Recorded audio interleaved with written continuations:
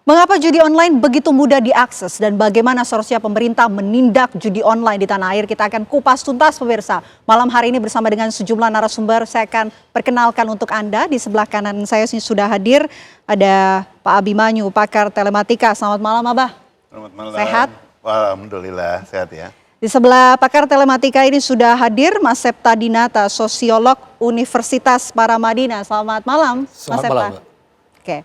Selain dua narasumber di studio, kita juga masih menunggu ya kehadiran dari Pak Agroseno dan juga sudah terhubung bersama kami melalui sambungan Zoom. Ini sudah ada Pak Danang Trihartono, Deputi Analisa dan Pemeriksaan PPATK. Selamat malam Pak Danang. Selamat malam Mbak Bena. Oke, saya izin mau ke Pak Danang terlebih dahulu kan, yang punya data dulu, kita gali soal data. Pak Danang, kami ingin tahu angka ada berapa transaksi aktivitas judi online termasuk juga kabarnya ini ada ratusan ribu penerima bansos yang juga bermain judi online. Datanya seberapa besar, Pak Danang?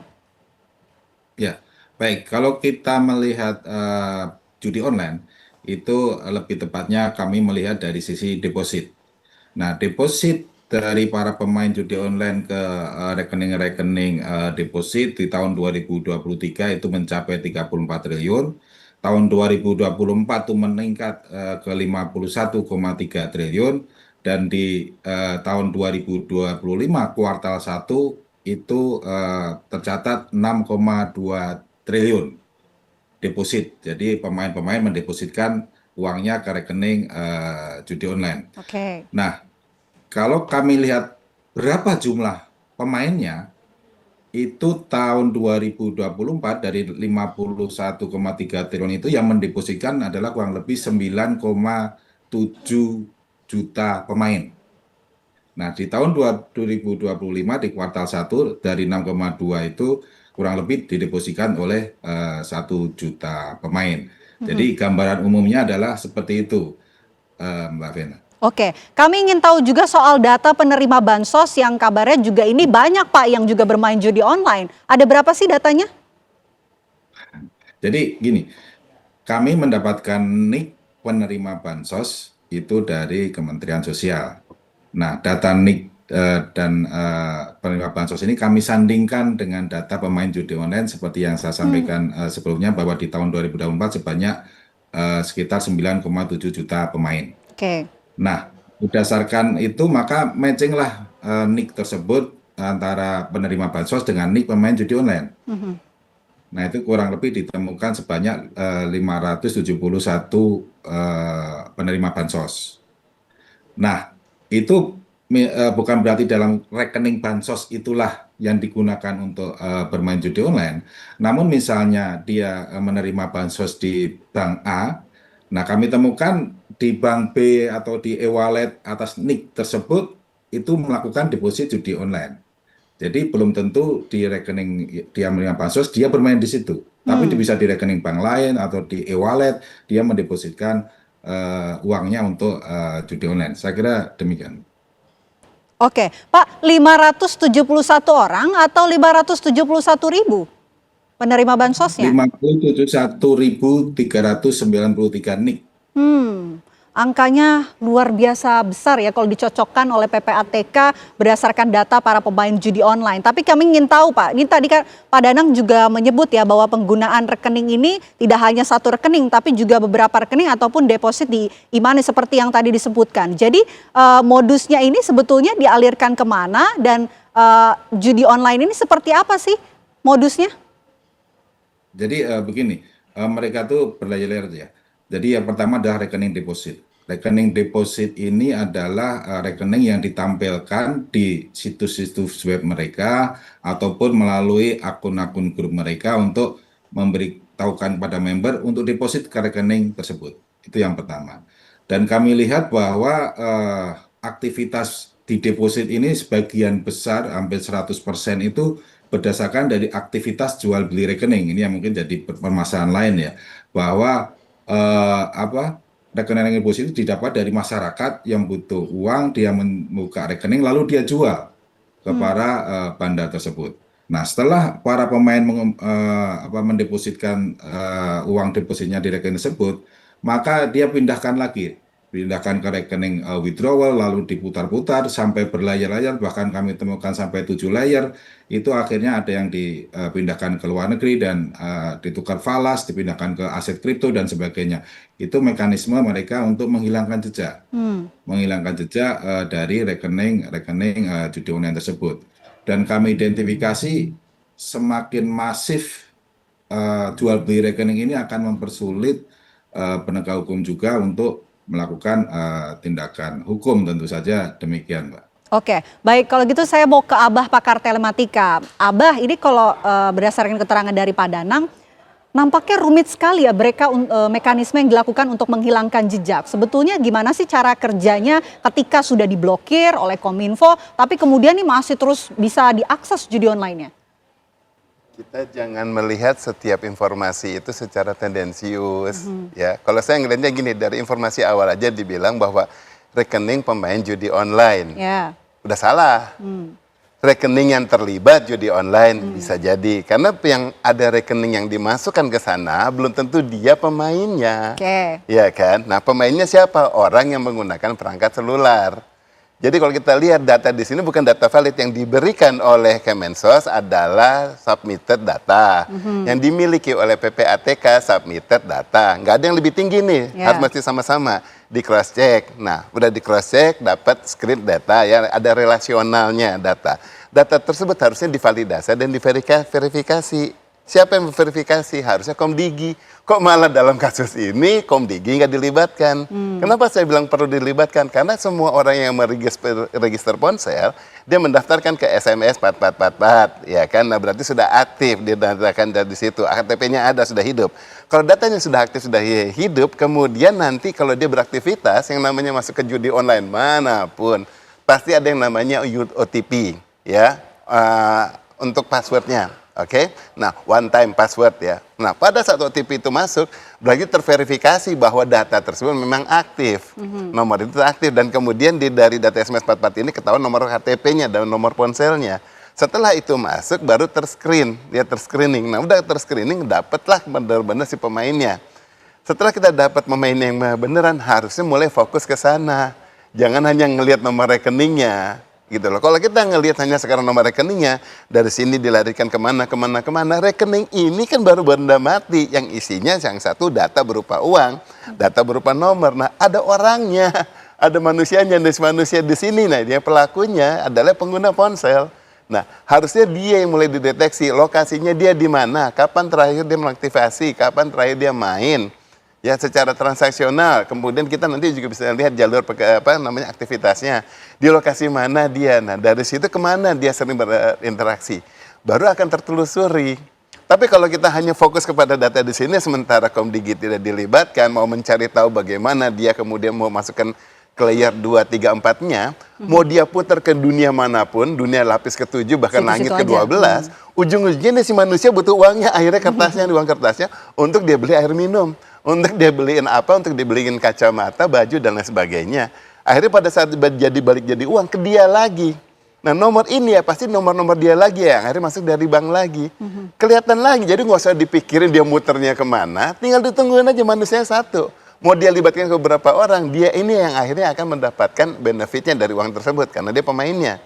Kalau dia melibatkan banyak orang, orang ini akan bertanya-tanya, temannya, keluarganya, apa dari mana, uangnya dari mana, dia akan tanya kan. Tetapi kalau dia sekarang bermain sendiri, dia juga akan kerepotan. Nah, ujung-ujungnya apa? Dia libatkan semuanya pihak-pihak kemanapun, mungkin bisa temannya kemana-mana, tapi akhirnya baliknya ke dia.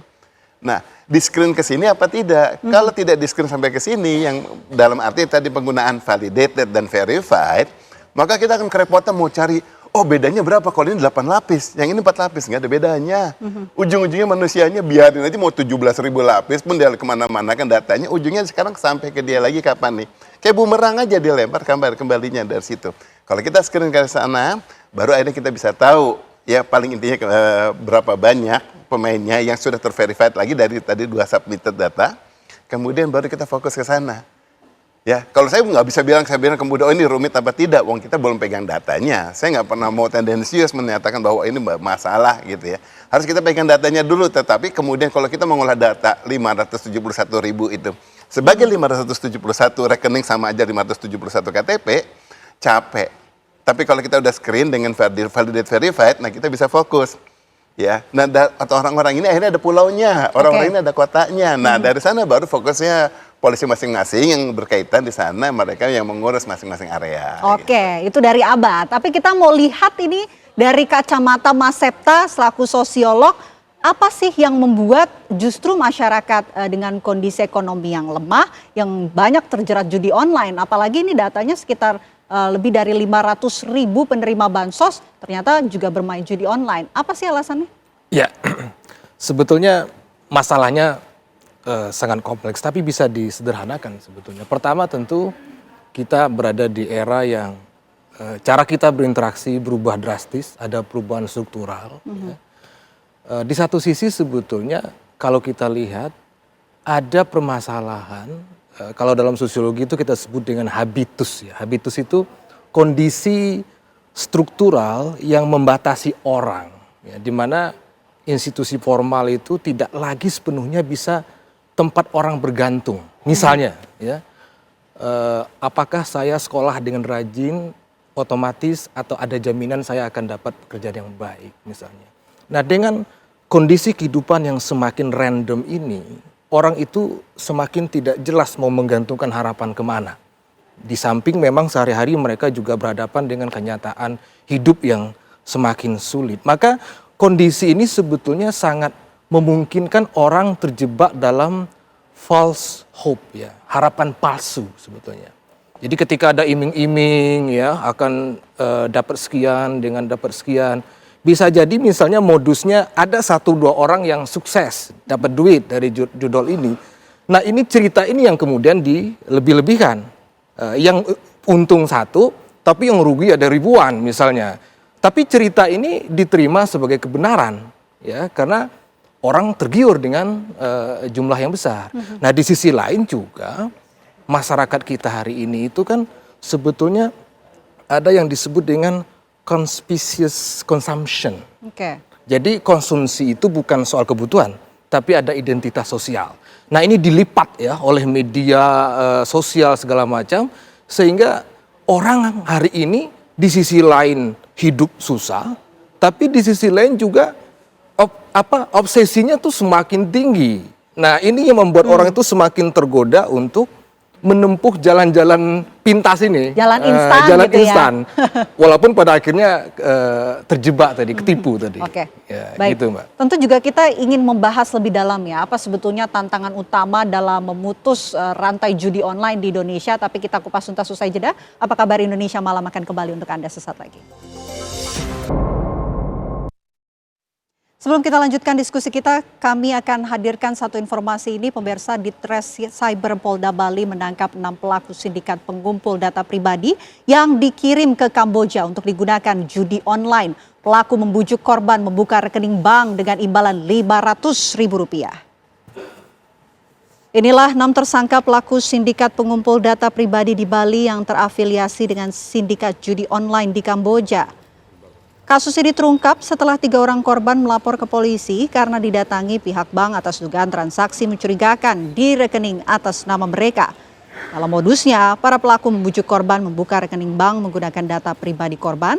Korban diiming-imingi imbalan uang sebesar Rp500.000 dan diyakinkan tidak mendapat masalah. Handphone yang telah terisi data dan rekening korban lalu dikirim para tersangka ke S, otak sindikat yang masih buron untuk digunakan jaringan judi online di Kamboja.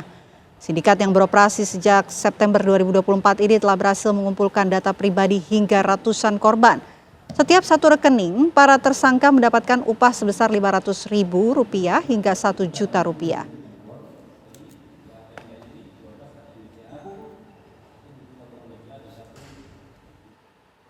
Kita lanjutkan diskusi kita, kebetulan ada narasumber yang sudah juga bergabung malam hari ini. Ada Pak Ogroseno, Komjen Pol Purnawirawan Ogroseno, Wakapolri 2013-2014. Selamat malam Pak Ogroseno. Sehat Pak? Alhamdulillah sehat.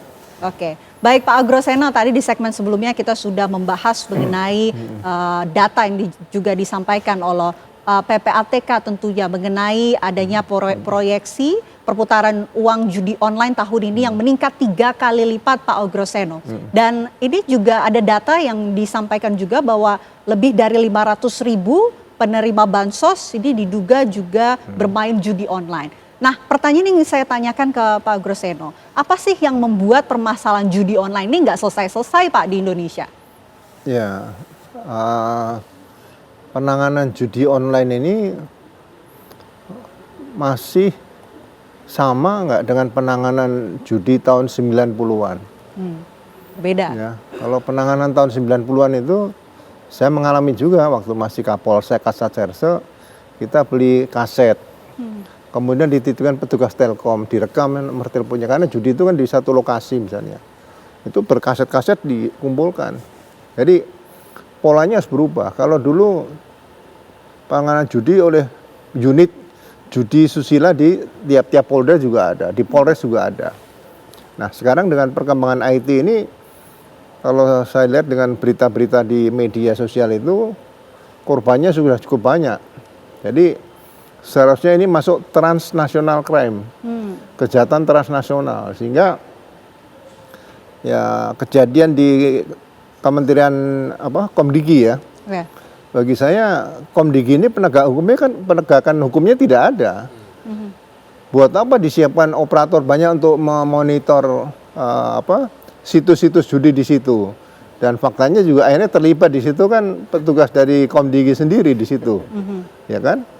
Jadi menurut saya sebaiknya penanganan masalah judi online ini sudah terstruktur, sistematis dan masif itu ditangani oleh bagian transnational crime di Barreskrim. Tidak lagi harus diserahkan kepada Polda ataupun kepada Polres-Polres dan sebagainya. Ini sudah perkembangan teknologi.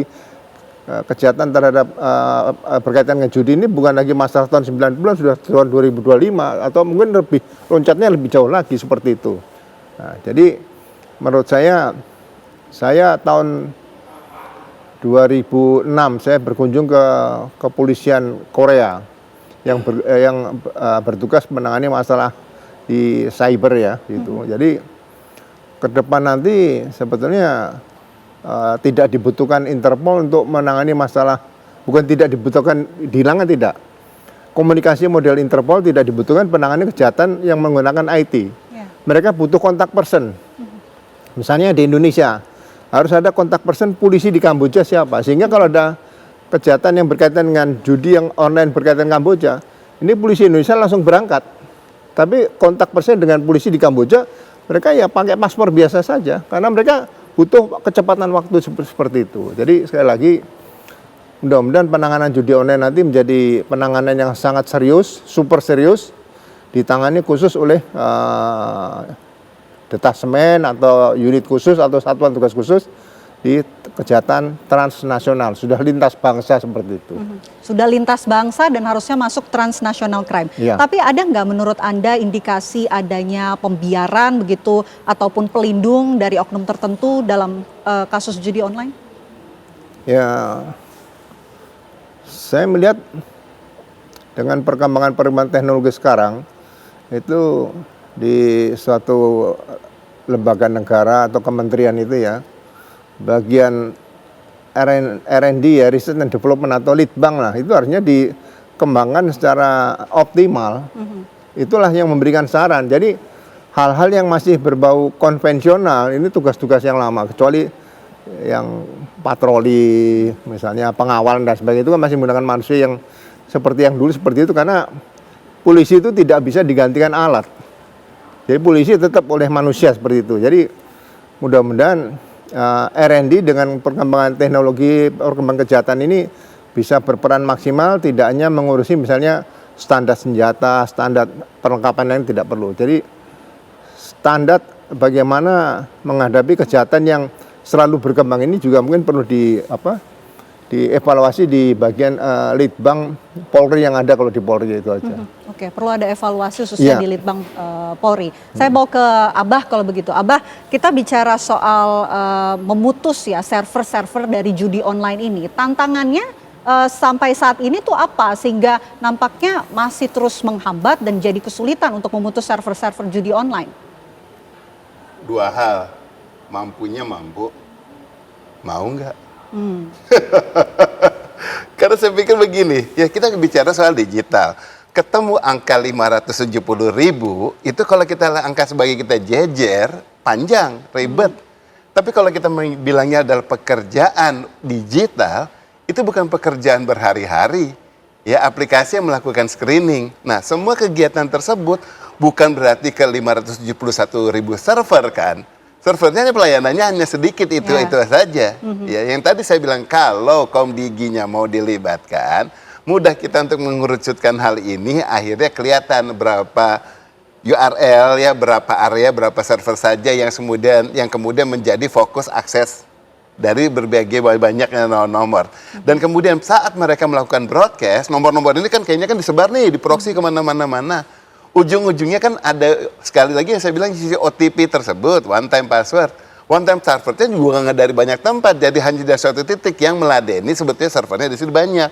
Jadi kelihatan akhirnya cuma satu aja yang untuk mengirim OTP-nya. Nah, tinggal dilacak kalau mau, Komdigi-nya mau nggak lagi tinggal melacak di sini satu OTP di sini mengirimnya ke beberapa nomor mana, ya. Jadi dan nggak perlu siapa manual, nggak periksanya nggak manual, gitu loh. Tinggal sekarang kembali selalu saya bilang dari dulu Komdigi, zamannya dari mulai Kominfo juga, gitu. Dan mereka yang melindungi sekarang kan layanan judi online.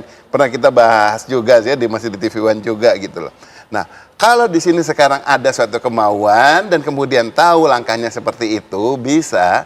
Yang dia kontak orang-orang yang benar mau memberantas, ya harusnya bisa. Tetapi kalau yang dia kontak orang-orang yang nggak mau memberantas, bahkan memberikan keuntungan kepada oknum-oknum, ya otomatis hal yang kayaknya mudah di sini, dia bilang, oh ini kayaknya aja mudah, padahal sulit. Loh, ini sebetulnya kayaknya sulit, padahal mudah. Mau nggak berpikirnya gitu, kalau bilangnya kayaknya mudah tetapi sulit, akhirnya nggak ada yang mau mengerjakan. Tetapi kalau kita bilang kayaknya sulit tapi mungkin mudah, nah kita laksanakan dari visinya bahwa ini mudah. Bicaranya dibantu sama digital.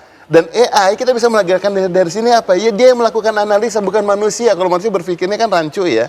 Tapi kalau AI mau beberapa titik pun kemudian analisanya itu bisa ketahuan.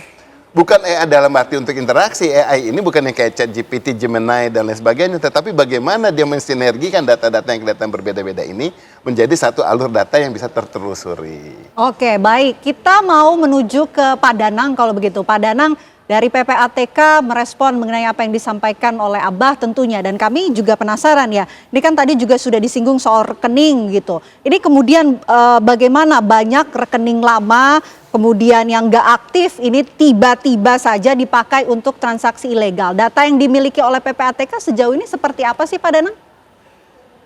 Jadi begini, sebelumnya saya luruskan dulu ya. Yang dimaksud dengan berputar sampai layer 2, 3, 4 itu adalah di level bandar.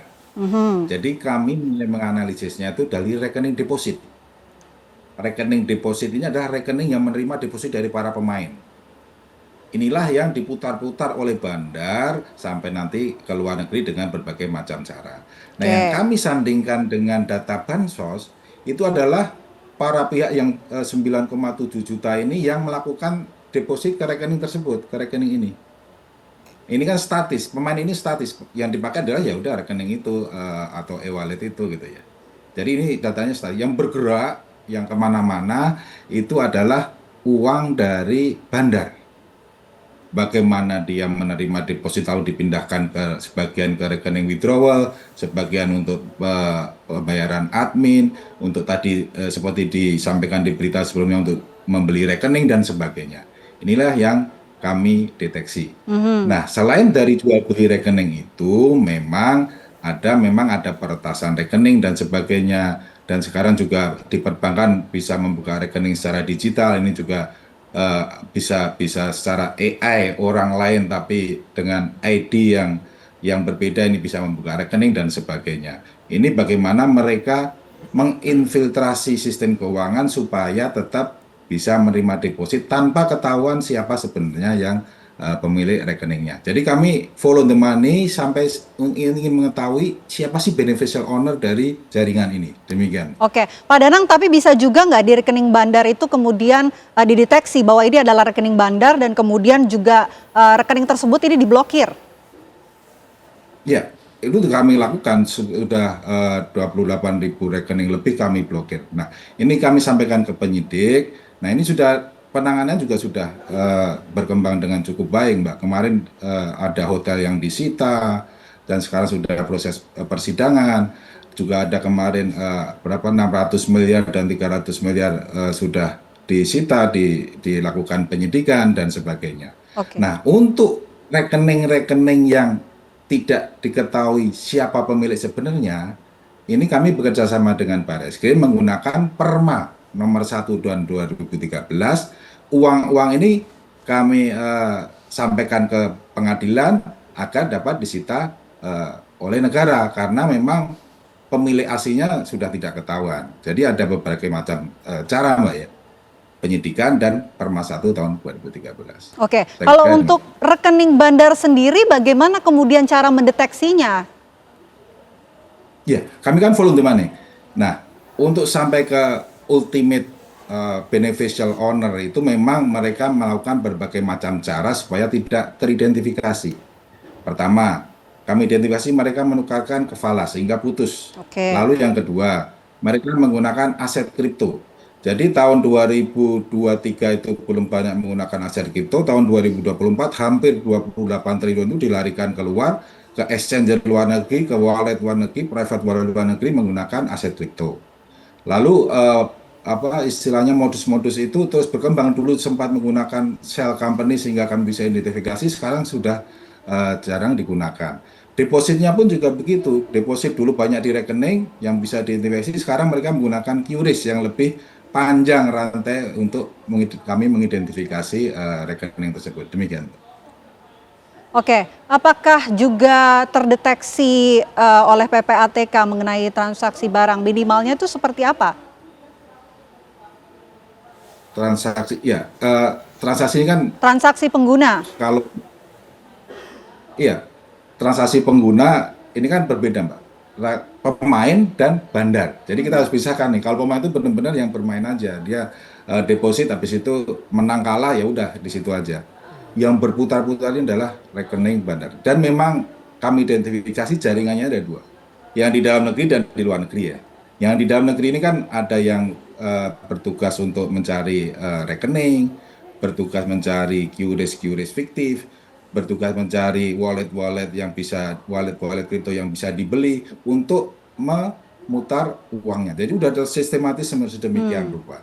Nah, inilah yang bisa dilakukan penyidikan oleh Barreskrim. Salah satunya yang kemarin dilarikan uangnya untuk membangun hotel dan sebagainya itu kan sudah diidentifikasi dan sekarang sedang dalam persidangan gitu ya. Jadi memang berbagai macam cara, ada yang dilarikan untuk membeli aset, untuk membeli obligasi, ini sudah kami identifikasi semua dan sedang dalam proses penanganan di Barreskrim. Saya kira demikian. Oke, saya mau ke Mas Septa kalau begitu. Mas Septa, bagaimana kemudian kita bisa mencegah tentunya para penerima bansos ini untuk tidak terjerat dengan namanya judi online, Mas Septa? Ya, solusinya saya kira kalau penegakan hukum tadi sudah dijelaskan ya. Tapi sebetulnya kita bergantung pada penegakan hukum juga sulit ya kalau itu semata. Karena penjara juga nggak muat kalau semuanya kita pakai pendekatan itu ya. Di sisi lain juga sanksi sosial ini juga susah karena kalau dulu orang judinya di sudut-sudut pasar bisa digerebek gitu kan. Kalau sekarang di kamar orang nggak tahu dia pelaku judi atau tidak. Nah memang sebetulnya yang kalau kita bicara bagaimana mencegahnya dengan situasi ya dunia yang semakin bebas, kalau kita bicara politik ya demokrasi, kalau kita bicara komunikasi, expression itu ya internet. Nah sebetulnya semakin terbuka ruang itu, sebetulnya yang perlu dibekali itu adalah kapasitas sebetulnya, kapasitas orang ya. Nah itu kapasitas orang ini banyak. Pendidikan dan sebagainya, tapi yang paling penting yang menurut saya yang kita itu semakin jarang mengadres itu adalah keluarga sebetulnya. Keluarga itu atau disebut nuclear family itu, keluarga inti, ini sebetulnya memainkan peran yang sangat penting dalam kehidupan sosial kita. Jadi ketahanan sosial kita itu di situ. Nah orang tua ini kan sebetulnya kalau kita lihat datanya ini kan juga anak-anak muda kan semakin banyak ini kan. Itu kan juga tidak diberi bekal yang cukup untuk mengenali simptom-simptom dari masalah ini.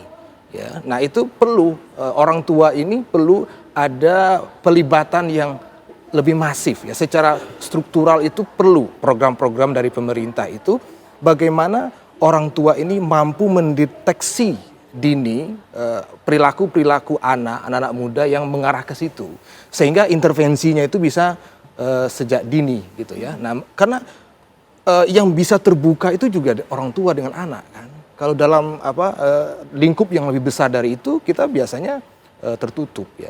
Nah, jadi saya kira policy-nya selain tadi ya secara struktural harus diadres semua hukum, kebijakan dari Komdigi, pemblokiran, keuangan tadi, tapi juga secara sosial ini juga harus ada program itu sehingga ini bisa dicegah secara dini.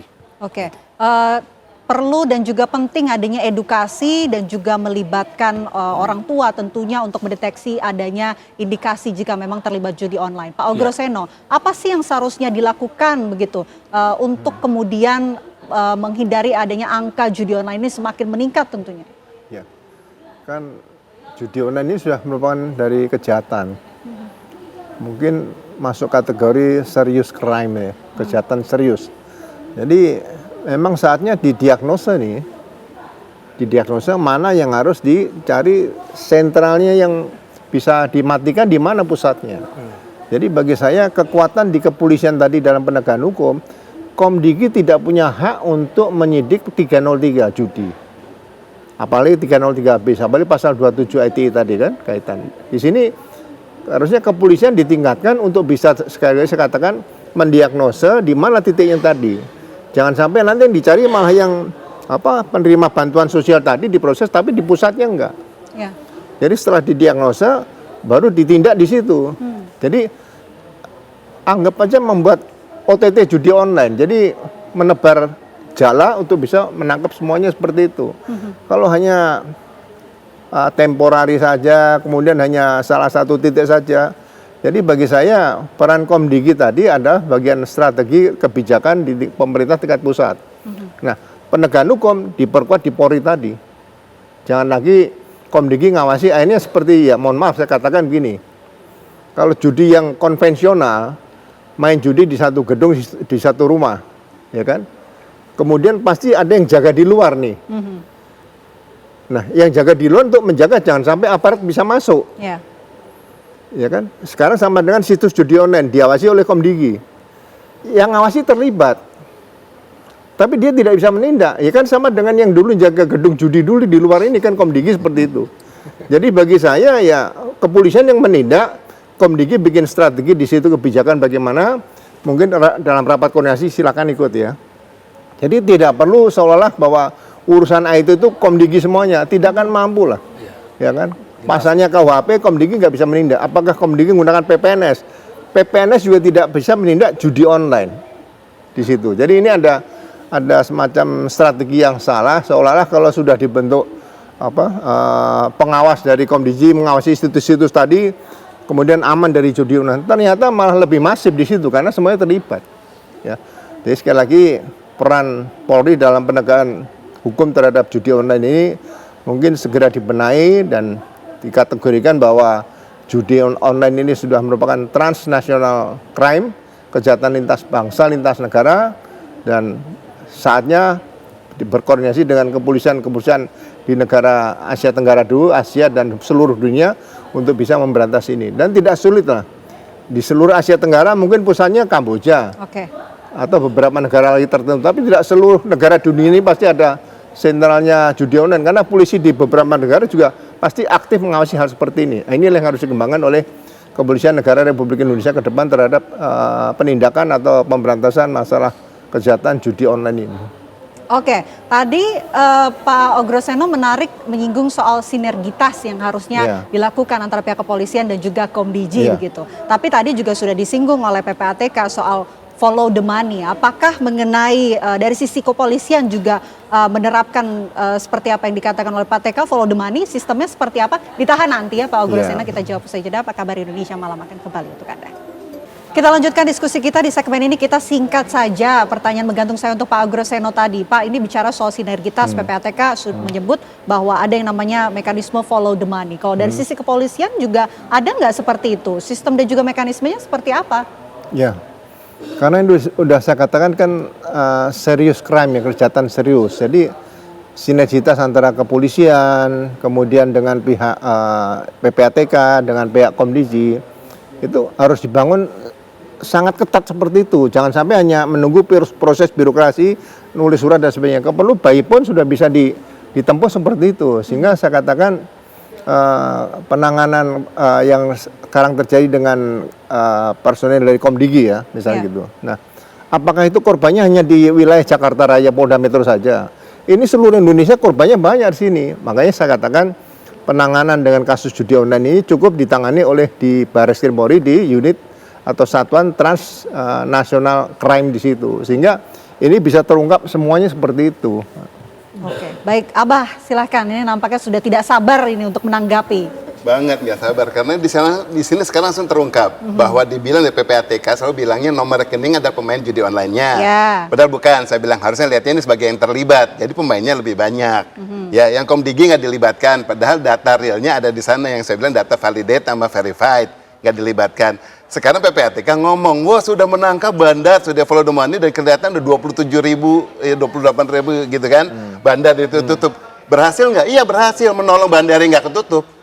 Kenapa dia berhasil untuk nutupin bandar-bandar yang cerek, sementara bandar-bandar yang gede nggak ketutup? Kenapa? Bandar cerek ini ditutup, sementara ini ada orang ketagihan. Kebukti ada 571 orang masih bertransaksi.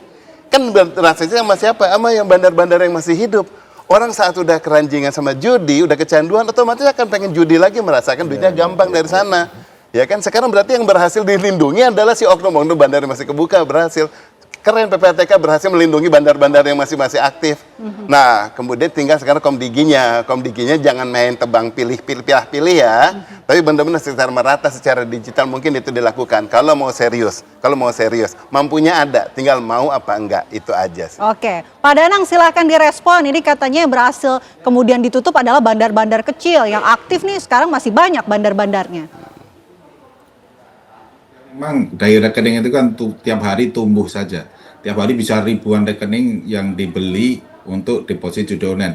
Mereka untuk deposit itu rekeningnya umurnya mungkin 1 bulan, ganti rekening lagi 1 bulan, ganti rekening lagi. Sehingga ini cepat-cepatan dan kami tidak berhenti di sini. Kami sudah membekukan rekening itu kurang lebih 25.000 rekening dengan total nilai saldo 1 triliun rupiah. Nah ini kasusnya secara bertahap kami sampaikan ke Polri, beberapa sudah ditangani dan ini memang perlu sinergitas dan saya yakin pemerintah ini serius. Pemerintah serius memberantas judi online karena memang ini masuk dalam asta cita Bapak Presiden Prabowo. Saya kira demikian.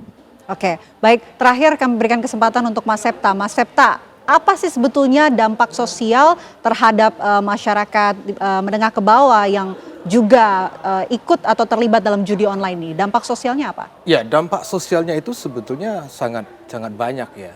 Kalau kita lihat, kalau kita mungkin sehari-hari kita sudah mendengar sebetulnya tetangga, keluarga yang terlibat dalam hal ini. Jadi untuk mengikuti hasrat spekulatifnya itu, sebetulnya orang kemudian melakukan apa saja untuk itu, dengan menipu, ya, dengan meminjam uang. Karena ada iming-iming tadi, hasrat yang rasa-rasanya kalau sekali lagi saya main menang nih, sekali lagi menang nih, jadi pinjam duit orang segala macam itu terjadi. Nah jadi artinya apa? Ini multiplier efeknya luar biasa, konflik ya bisa kemudian kita tidak sadari ini juga bisa membuahkan crime-crime yang lain-lain, ya, kejahatan-kejahatan yang lain ini juga semakin masif terjadi di dalam masyarakat kita, jual hal-hal yang ya bersifatnya sikap-sikap manipulatif ya itu semakin terjadi dan kemudian juga yang kita sayangkan ini kan sebetulnya pada akhirnya nanti ada normalisasi ya. Ini dianggap sebagai kebiasaan baru yang kemudian orang semakin mentolerir. Nah, semakin ditolerir ini sehingga sanksi sosialnya pun juga semakin kecil ya. Orang merasa tidak ada beban sosial lagi untuk main itu ya. Orang nongkrong di warung, kerjanya apa? Ya main itu chip apa segala macam, dan itu tidak ada merasa bersalah gitu ya. Nah ini perlu dilihat secara lebih serius begitu Pak. Oke, baik. Tentu kita tidak ingin itu terjadi dan mudah-mudahan apa yang dikatakan sebagai solusi untuk bisa mengatasi masalah judi online ini, soal sinergitas bisa segera terwujud. Baik, terima kasih atas waktunya Bapak-Bapak di Apa Kabar Indonesia Malam.